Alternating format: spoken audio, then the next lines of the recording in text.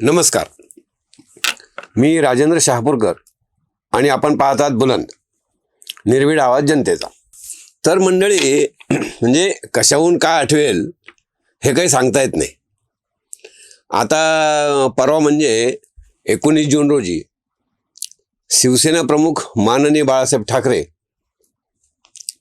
यांनी स्थापन केलेल्या शिवसेनेला 60 वर्ष पूर्ण होत आहेत.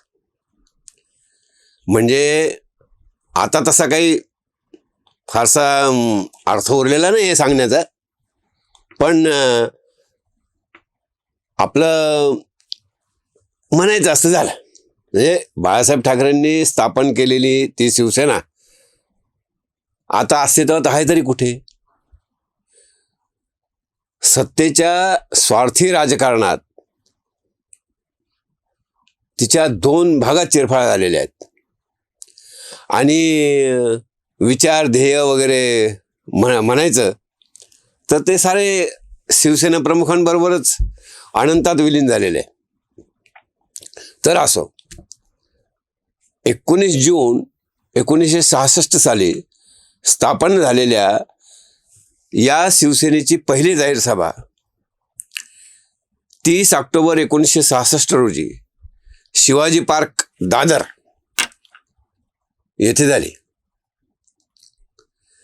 या सभेत प्रबोधनकार ठाकरे म्हणजे बाळासाहेबांचे वडील यांनी माझा बाळ आज मी महाराष्ट्राला देत आहे असे भावनिक उद्गार काढले. त्यानंतर बरोबर 40 वर्षांनी राज ठाकरे शिवसेनेतून बाहेर पडले. त्यांनी महाराष्ट्र नवनिर्माण सेना स्थापन केली. म्हणजे नवनिर्माण करण्यासाठी सुरू केलेल्या या प्रयोगाला कभी इधर कभी उधर करीत शरद काकांच्या फळबागा पाहण्याशिवाय काय निर्माण केले हे अजून तरी महाराष्ट्राला काही समजलेले नाही. पण जाऊ द्या, आज म्हणजे 14 जूनला राजसाहेबांचा वाढदिवस आहे, तेव्हा चांगलं बोलूया. तर राज ठाकरे हे ठाकरेच, त्यामुळे त्यांनीही नवनिर्माण सेनेची पहिली सभा शिवाजी पार्कवरच घेतली 9 मार्च 2006 रोजी. या सभेत त्यांनी स्वतःला महाराष्ट्राच्या हवाली केलं. त्यामुळे महाराष्ट्र बराच काळ हवालदिल झाला ही गोष्ट वेगळी. त्यानंतर आता 20 वर्षाच्या अंतराने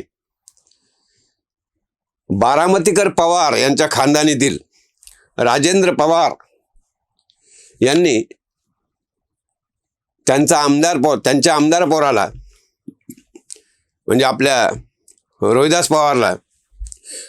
पवारला काल विठ्ठलाच्या साक्षीने पंढरपूर मुक्कामी शेतकऱ्यांच्या ओटीत टाकले. आहे की नाही गंमत? यापूर्वी सोनियाबाईंनी सुद्धा आपलं साठीत आलेलं चिरंजीव म्हणजे राहुल गांधींना देशाच्या हवाली केले होते. म्हणजे त्यावेळी ते 45-50 असतील ते राहुलजी.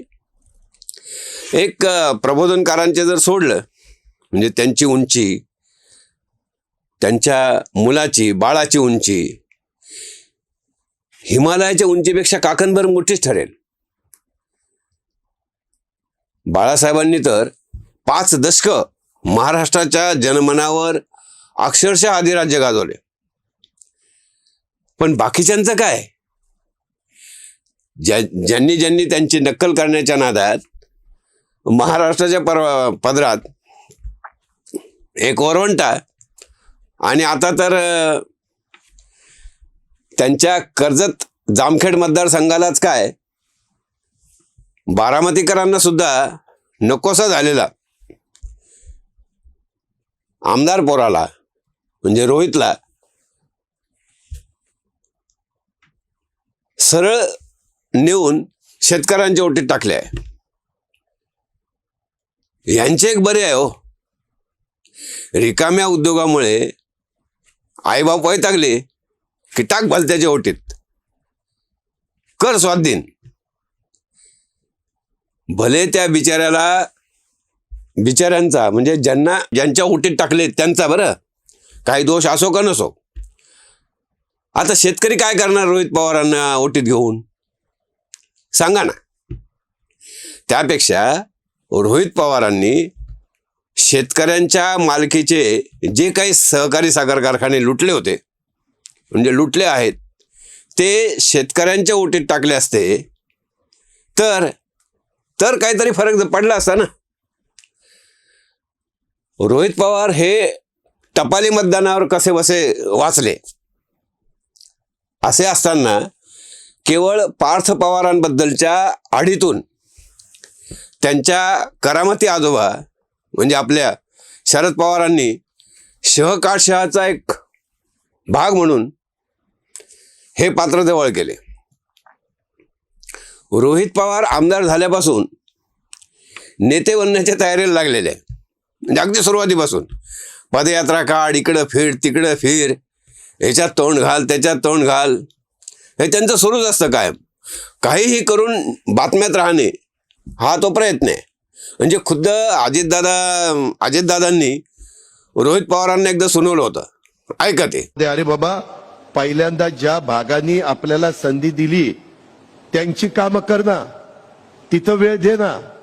उगीच सुटायचं, इकडं सभा तिकडं सभा, विदर्भात सभा, आता पदयात्रा पुण्यावरून नागपूरला. अरे काय नडलंय, इकडं चाल ना.